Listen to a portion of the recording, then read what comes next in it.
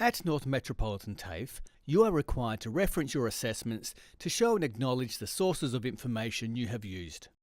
Referencing comes in many different styles and formats, but at North Metropolitan TAFE, we use the APA 7th style.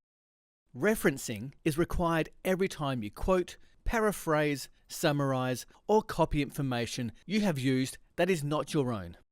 APA style references have two components: an in-text reference, which is located within the body of your assignment, and end-text reference, which, as the name suggests, is located on a separate page at the end of your assignment. Both of these elements and where to use them are discussed in this video. Okay, firstly, let's discuss in-text references. In-text references contain the surname of the author of a piece of information, as well as the year the information was published. They sit next to the piece of information you are referencing. Most in-text citations are not difficult to add. You simply put the author's name and creation date within the document next to the information or quote. Alternately, an in-text reference can be provided with just the author's surname with the year only in brackets. This is handy when you need to incorporate the author within the sentence itself. If you are referencing an image, try to keep the reference as close to the image as possible, with the reference preferably on the bottom left-hand side of the image itself. If you are referencing a book, you can also add a page number to assist people who may wish to look up the information themselves. Further information about in-text referencing can be found by visiting the North Metropolitan TAFE APA Referencing Guide. Now we'll move on to end-text referencing. Located on a separate page at the end of your work, end-text references are the complete reference for each individual source.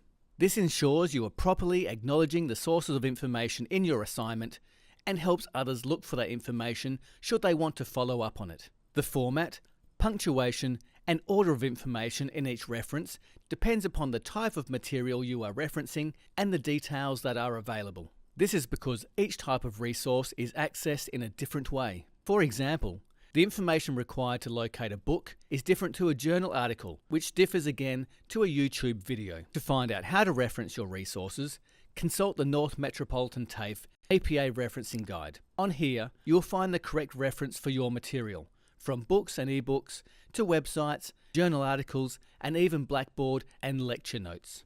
All your end-text references need to be compiled into a reference list. This is to be titled as such and located on a separate page attached to the end of your assignment. Keep your references in alphabetical order by the author's name, and each reference needs to be separated by a space.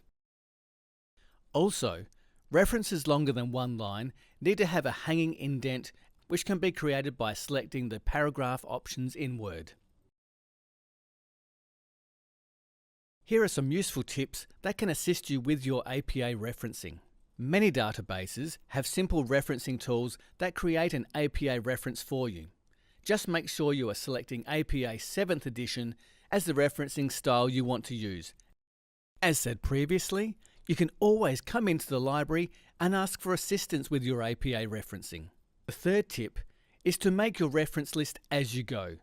As you are completing your assignment, make the reference straight away for the information that you used.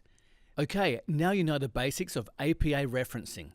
And remember, if you need any further assistance with APA referencing, the library is here to help.